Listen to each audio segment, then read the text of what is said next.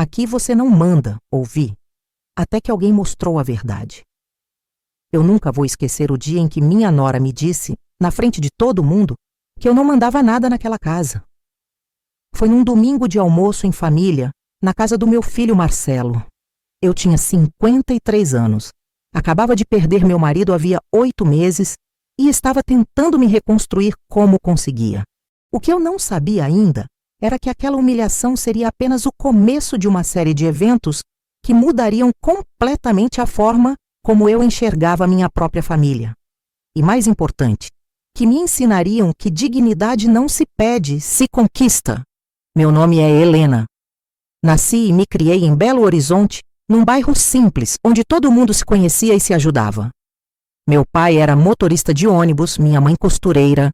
Aprendi desde cedo o valor do trabalho, do respeito e da palavra dada. Casei com o Antônio aos 22 anos. Ele era técnico em refrigeração, homem trabalhador, sério, de poucas palavras, mas de coração enorme. Tivemos 2 filhos, Marcelo, o mais velho, e a Camila, 3 anos mais nova.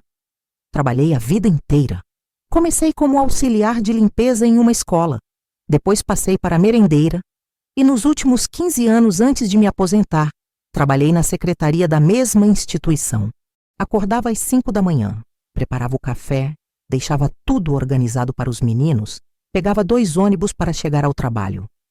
À noite, quando voltava, ainda tinha que cuidar da casa, da janta, da lição de casa, das roupas. O Antônio ajudava no que podia, mas ele também trabalhava muito, às vezes até aos sábados fazendo bicos para complementar a renda. Criamos nossos filhos com muito amor e muita luta. Não tínhamos luxo, mas nunca faltou nada do essencial. Comida na mesa, roupa limpa, escola, remédio quando precisava. E mais do que isso, tínhamos presença. Eu e o Antônio sempre estávamos lá. Nas reuniões da escola, nas festinhas, nas doenças, nos medos, nas alegrias. A gente se doava por inteiro. O Marcelo sempre foi mais reservado, introspectivo, estudioso. Terminou o ensino médio, conseguiu uma vaga num curso técnico de informática e logo arrumou um emprego bom numa empresa de tecnologia. Conheceu a Jéssica no trabalho. Ela era analista de sistemas, vinha de uma família diferente da nossa, com mais recursos, mais estudo.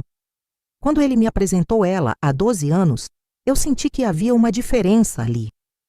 Não era ruim, era só diferente. A forma como ela falava, as coisas que ela valorizava, o jeito de se vestir. Mas eu nunca julguei. Só queria que meu filho fosse feliz.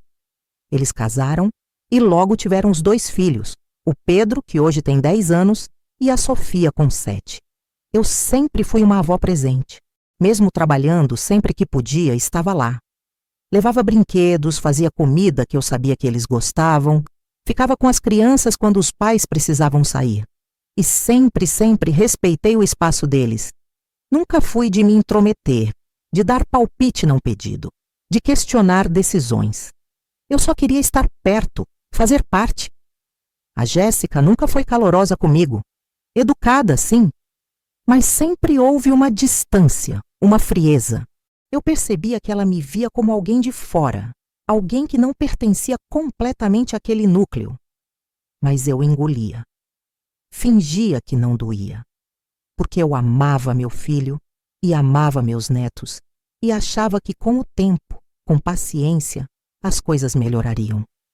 Quando o Antônio morreu em março de 2023, de um infarto súbito, meu mundo desabou. Perdemos 31 anos de casamento, de companheirismo, de cumplicidade. Ele tinha 57 anos. Partiu sem aviso, sem despedida, sem tempo para nada. Fiquei perdida, vazia, quebrada. E foi nesse momento que eu mais precisei da minha família. A Camila, minha filha, mora em São Paulo, com o marido e os 2 filhos. Ela veio para o velório, ficou alguns dias comigo, mas logo precisou voltar. Ela me ligava sempre, me apoiava, mas estava longe. O Marcelo, que morava aqui, a poucos quilômetros de mim, era minha esperança de proximidade, de amparo, de presença. Nos primeiros meses ele aparecia.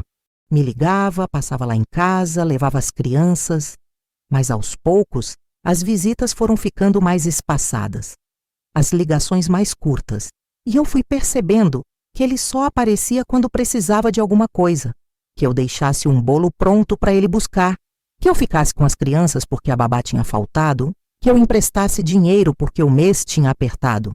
Isso já aconteceu com você? Conta nos comentários. Eu sempre dizia sim, sempre, porque eu achava que era assim que se demonstrava amor, que era assim que se mantinha a família unida. Mas cada sim que eu dava, sem receber nada em troca, ia me esvaziando um pouco mais. Até que chegou aquele domingo de outubro, dia 17 para ser exata. Um domingo ensolarado de céu azul, daqueles que em Belo Horizonte são uma bênção. O Marcelo tinha me ligado na quinta-feira anterior e convidado para um almoço em família. Disse que a Jéssica ia fazer uma feijoada, que as crianças estavam com saudade, que seria bom a gente se reunir. Eu fiquei feliz. Achei que finalmente ele estava percebendo que eu precisava daquela proximidade, daquela atenção. Cheguei na casa deles às 11h30 da manhã. Levei uma travessa de farofa que eu tinha feito, porque sei que o Marcelo adora, e um pudim de leite para a sobremesa. Toquei a campainha e quem veio atender foi a Jéssica. Ela abriu a porta, olhou para mim e antes mesmo de cumprimentar disse: "Ah, Helena, você trouxe coisa demais." Não precisava. A gente já tem tudo organizado aqui. Entrei. A sala estava arrumada, a mesa posta, tudo impecável. As crianças estavam brincando no quarto. O Marcelo estava na cozinha, mexendo em panelas. Fui até lá, o abracei, perguntei se podia ajudar em alguma coisa. Ele disse que não, que estava tudo sob controle, que era para eu sentar e relaxar. Sentei na sala. A Jéssica estava no sofá, mexendo no celular. Tentei puxar conversa. "As crianças estão bem na escola?"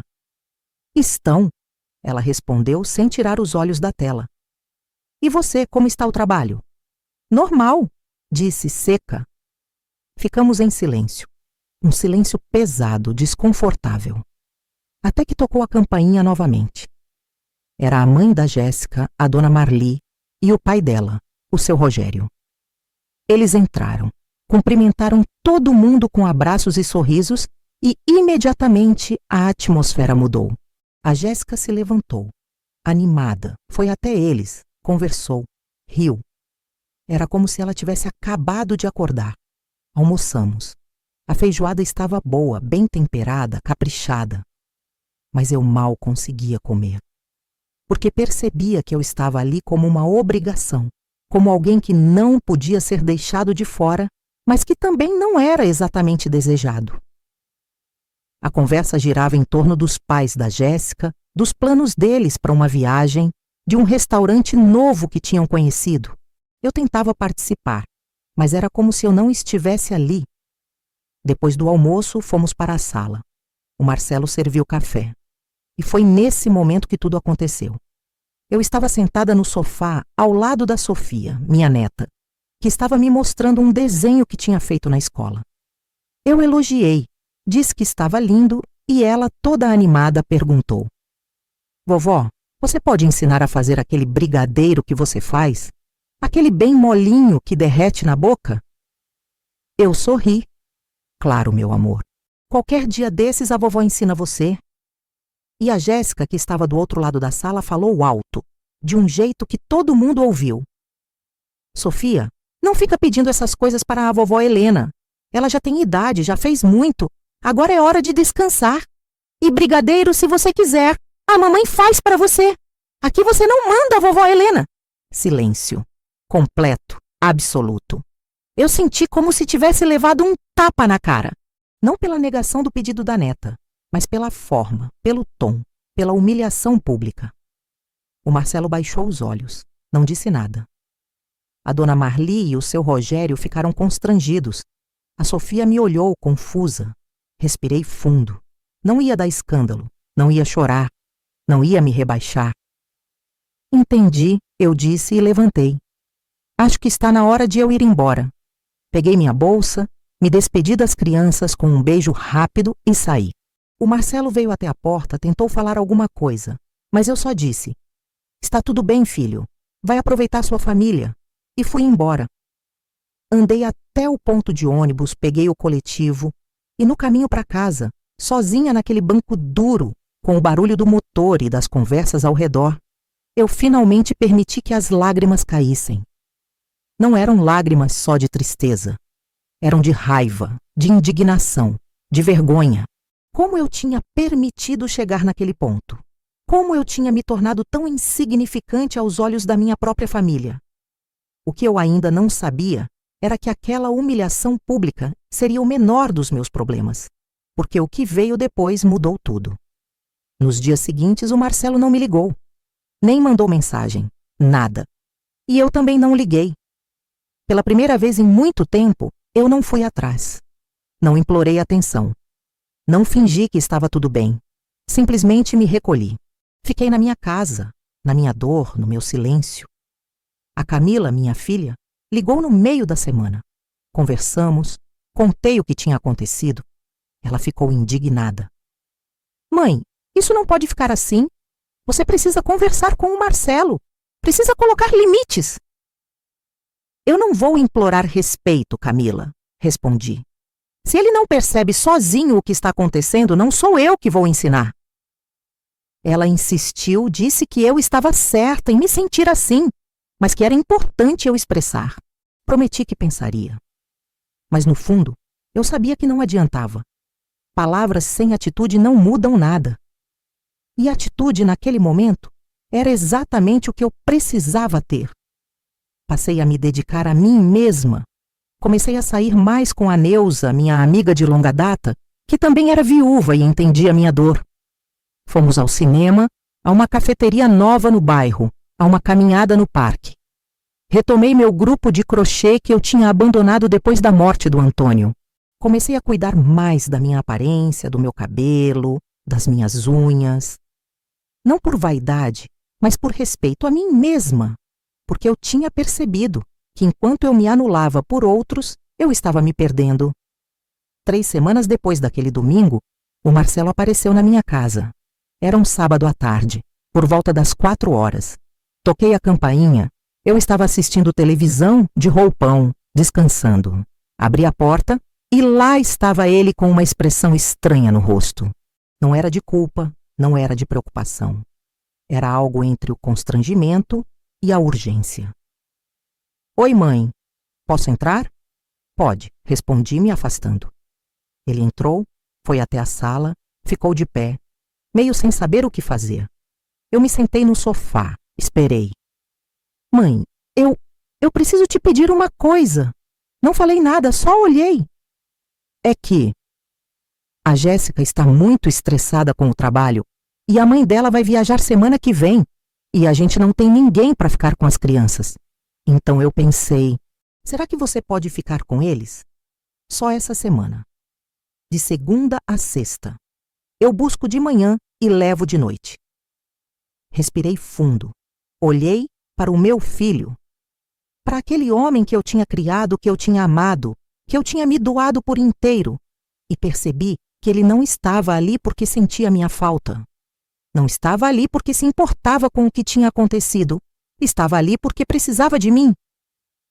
"Não", eu disse, calma, firme. Ele piscou, confuso. "Como assim, não?" "Não, Marcelo. Eu não vou ficar com as crianças." "Mas, mãe, é só essa semana. É importante. A Jéssica está sobrecarregada e eu não posso faltar no trabalho." "E eu?" perguntei, ainda calma. "Eu não estou sobrecarregada? Eu não tenho minha vida, meus planos, minhas coisas. Mãe, você está aposentada. Você tem tempo." "Ter tempo não significa estar disponível, Marcelo. E mesmo que eu estivesse, a questão não é essa." "Então qual é a questão?" Levantei e fiquei de frente para ele. "A questão é respeito, é consideração. É você só lembrar de mim quando precisa de alguma coisa. A questão é você permitir que sua esposa me humilhe na frente de todo mundo e não dizer uma palavra sequer em minha defesa. A questão é eu ter virado uma ferramenta na sua vida, e não uma pessoa. E eu não vou mais aceitar isso. Ele ficou em silêncio. Depois balançou a cabeça, visivelmente irritado. Mãe, você está exagerando. A Jéssica não quis te humilhar. Ela só estava cansada, estressada. Você está fazendo tempestade em copo d'água. Então vai embora, Marcelo, porque eu não vou mudar de ideia. Ele me olhou com raiva, decepção e algo mais. Algo que eu não consegui identificar. Virou as costas e foi embora sem se despedir. Se essa história está te tocando, deixa o like e compartilha com alguém que precisa ouvir isso. Depois que ele saiu, eu sentei no sofá e chorei. Não porque me arrependi, mas porque dói. Dói muito perceber que o amor que você deu a vida inteira não é suficiente para garantir respeito. Dói perceber que você criou alguém que te enxerga como meio e não como fim. Dói perceber que sua presença só importa quando é conveniente. Mas eu não voltei atrás. Nem quando ele me mandou uma mensagem seca 3 dias depois, dizendo que tinha conseguido alguém para ficar com as crianças. Nem quando, no aniversário do Pedro, em novembro, eu não fui convidada. Isso mesmo, o aniversário do meu neto, e eu não fui convidada. Descobri por acaso porque a Neuza viu fotos no Facebook da festa. Bolo, balões, família da Jéssica, amigos. E eu não estava lá. Nem ao menos soube que ia acontecer. Liguei para o Marcelo no dia seguinte. Ele atendeu meio apressado. Oi, mãe. Marcelo, por que eu não fui convidada para o aniversário do Pedro? Silêncio. Mãe, é que a gente fez uma coisa pequena. Só família próxima. E eu não sou família próxima? Você sabe que sim, mas você mesma disse que não queria mais participar das coisas. Então a gente achou melhor não te chamar para não te incomodar.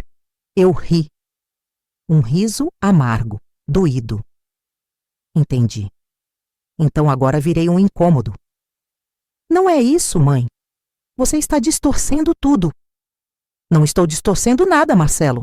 Estou apenas entendendo. Eu coloquei um limite e você decidiu que era motivo para me excluir. Tudo bem, cada um colhe o que planta. Desliguei e dessa vez não chorei, porque eu já não tinha mais lágrimas para desperdiçar com quem não me valorizava. Dezembro chegou, Natal. A Camila me convidou para passar as festas em São Paulo com ela. Eu aceitei. Comprei a passagem de ônibus, arrumei minha mala e no dia 22 embarquei. Avisei o Marcelo por mensagem que eu ia viajar, que ia passar o Natal e o Ano Novo com a irmã dele. Ele visualizou e não respondeu. Em São Paulo, fui recebida com tanto carinho, tanto amor, que eu finalmente entendi o que estava faltando. A Camila me abraçou forte, me apresentou aos amigos dela, me levou para conhecer lugares bonitos, me fez sentir importante, querida, vista. Os netos, o Gustavo e a Laura, grudaram em mim. A gente cozinhou junto, assistiu filme junto, conversou até tarde. O genro dela, o Ricardo, me tratou com tanto respeito e consideração que eu me emocionei várias vezes. No dia 25, no almoço de Natal, a Camila fez um brinde. Levantou a taça de espumante e disse: a minha mãe, a mulher mais forte, mais corajosa, mais digna que eu conheço, que sempre nos ensinou que respeito não se pede, se conquista, e que agora está nos ensinando que amor próprio é sagrado. Eu te amo, mãe. Chorei. Mas dessa vez eram lágrimas de alívio, de pertencimento, de reconhecimento. Fiquei em São Paulo até o dia 5 de janeiro. Quando voltei para Belo Horizonte, voltei diferente, mais leve, mais inteira, mais eu. E foi só no dia 10 de janeiro, numa quinta-feira à noite, que o Marcelo apareceu novamente na minha casa. Dessa vez não estava sozinho, estava com a Jéssica e as crianças. Abri a porta surpresa. Oi, disse o Marcelo com a voz baixa. Oi, respondi. A gente pode conversar? Abri espaço, eles entraram. As crianças me abraçaram, animadas, dizendo que tinham sentido minha falta. Eu as abracei de volta com toda a força do meu amor de avó. Mas mantive a compostura, porque precisava ouvir o que eles tinham a dizer. Sentamos na sala. A Jéssica mexia nas mãos, inquieta. O Marcelo olhava para o chão. Foi ela quem começou a falar. Helena, eu preciso te pedir desculpas pelo que eu disse naquele domingo, pela forma como eu te tratei. Eu estava errada, muito errada. Fiquei em silêncio, esperando. Eu sempre te vi como alguém que queria mandar na minha casa, que queria ocupar um espaço que não era seu. E eu me senti ameaçada. Eu sei que parece bobo, mas é a verdade. Eu tinha medo de você influenciar demais as crianças, de o Marcelo te dar mais atenção do que a mim. E aí eu te afastei. Eu te diminuí, eu te desrespeitei. Respirou fundo. Mas nas últimas semanas eu percebi uma coisa.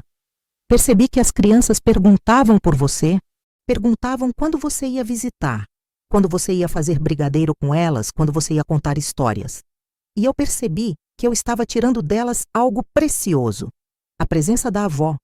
A presença de alguém que as ama de verdade sem esperar nada em troca. A voz dela falhou um pouco. E mais do que isso, eu percebi que eu estava ensinando para os meus filhos que desrespeito é aceitável, que humilhação é normal, que amor não precisa de respeito. E eu não quero isso para eles. Eu não quero que eles cresçam achando que podem tratar as pessoas assim. Principalmente você, que sempre foi presente, sempre ajudou, sempre esteve ali. Ela olhou para mim, os olhos marejados. Me desculpa, Helena. De coração. Eu estava errada. O Marcelo, ao lado dela, finalmente falou. Mãe, eu também te peço desculpas. Eu deveria ter te defendido. Eu deveria ter percebido o que estava acontecendo. Eu deveria ter te valorizado mais. Você sempre foi uma mãe incrível. E eu fui um filho ingrato. Respirou fundo. A Camila me ligou, na semana passada, e ela me disse umas coisas que me fizeram pensar. Ela disse que você estava em São Paulo, que vocês tinham passado o Natal juntos, que você estava feliz, rindo, vivendo. E ela me perguntou se eu sabia a última vez que eu tinha te visto feliz. E eu não soube responder. A voz dele falhou. Ela me disse que se eu continuasse assim, eu ia te perder. Não porque você ia morrer, mas porque você ia simplesmente seguir sua vida sem mim. E que eu ia me arrepender para sempre.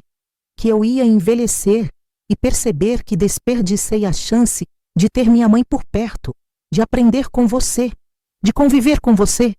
E ela tinha razão. Ele levantou os olhos para mim. Eu não quero te perder, mãe. Eu quero consertar isso. Quero aprender a ser um filho melhor. Quero que você seja parte da nossa vida de verdade. Não porque a gente precisa, mas porque a gente quer. Porque a gente te ama. Fiquei olhando para eles, para meu filho e minha nora, para aqueles dois que de alguma forma tinham finalmente entendido, e eu senti algo dentro de mim. Não era perdão imediato, não era alívio completo. Era uma esperança cautelosa, uma possibilidade. Vocês entenderam agora? Eu disse devagar. Mas entender não basta. Tem que ser diferente. Tem que mudar. Porque eu não vou mais aceitar migalhas. Não vou mais aceitar ser lembrada só quando conveniente. Não vou mais aceitar desrespeito disfarçado de cansaço ou de estresse. Eles assentiram. Eu quero fazer parte da vida dos meus netos, continuei. Quero estar presente, quero ser avó, mas nos meus termos, com respeito, com consideração, com dignidade. Se vocês estão dispostos a isso, a gente pode tentar. Mas se for para voltar ao que era antes, eu prefiro a distância. A gente está disposto, disse a Jéssica. Eu juro para você, eu quero mudar. Eu quero aprender a te respeitar de verdade. Eu também, mãe, disse o Marcelo. E ali, naquela noite de janeiro, a gente começou de novo. Não foi milagroso, não foi perfeito, mas foi real. Nas semanas seguintes, eles passaram a me incluir. Me convidavam para almoços, mas me perguntavam antes se eu tinha disponibilidade, se eu queria ir. A Jéssica começou a me tratar diferente, mais calorosa, mais respeitosa. Pedia minha opinião sobre as crianças, sobre receitas, sobre coisas da vida. O Marcelo me ligava durante a semana, sem motivo específico, só para conversar, para saber como eu estava. E as crianças? As crianças, elas voltaram a fazer parte da minha rotina. Eu as buscava na escola uma vez por semana, levava para casa, a gente fazia brigadeiro juntas, a gente conversava, brincava. E era genuíno, era leve, era gostoso. Mas eu nunca mais voltei a ser aquela avó que fazia tudo, que se anulava, que aceitava qualquer coisa. Eu mantive meus limites, mantive minha vida, meus passeios com a Neuza, meu grupo de crochê, minhas viagens para São Paulo para ver a Camila, porque eu tinha aprendido que amar não é desaparecer. Hoje, 1 ano depois daquele domingo terrível, eu olho para trás e vejo o quanto mudou. E o quanto eu mudei. Eu ainda sou mãe, ainda sou avó, ainda amo minha família profundamente. Mas agora, eu também sou Helena, a mulher que não implora por respeito. A mulher que sabe o próprio valor. A mulher que entendeu que dignidade não é egoísmo. E sabe o que mais me marcou em tudo isso? Foi perceber que, às vezes, as pessoas só aprendem a nos valorizar quando percebem que podem nos perder. Foi perceber que o verdadeiro amor exige limite, que a verdadeira proximidade exige respeito e que ninguém, absolutamente ninguém, tem o direito de nos diminuir. A frase da Jéssica ainda ecoa na minha cabeça às vezes. Aqui você não manda, vovó Helena. E eu penso, ela estava certa. Eu não mandava ali, mas também não mando aqui na minha própria vida se eu permitir que outros decidam meu valor. Então, eu decidi. Decidi que minha dignidade não é negociável, que meu respeito não é opcional, que minha presença é um presente, não uma obrigação. E que se alguém não entende isso, o problema não é meu. Eu não sei o que o futuro reserva. Não sei se vai ser sempre assim, harmonioso, respeitoso, equilibrado. Sei que haverá recaídas. Sei que haverá momentos difíceis. Mas sei também que agora eu tenho algo que não tinha antes. A certeza de que eu mereço ser tratada bem. E a coragem de ir embora se isso não acontecer. Porque no final, o maior amor que podemos oferecer a nós mesmos é a recusa de aceitar menos do que merecemos. É a escolha de nos colocar em primeiro lugar, sem culpa, sem medo. É entender que cuidar de si não é abandonar os outros. É ensinar os outros a nos cuidarem também. E foi isso que eu fiz. Depois de 53 anos vivendo para os outros, eu finalmente aprendi a viver para mim, sem deixar de amar, sem deixar de me importar, mas sem me perder no processo. Hoje, quando olho no espelho, eu me reconheço. E isso, depois de tudo, é o que mais importa. Se essa história tocou seu coração, compartilhe para que mais pessoas aprendam. Comenta de que cidade você está assistindo. E se quiser mais histórias assim, se inscreve no canal e ativa o sininho.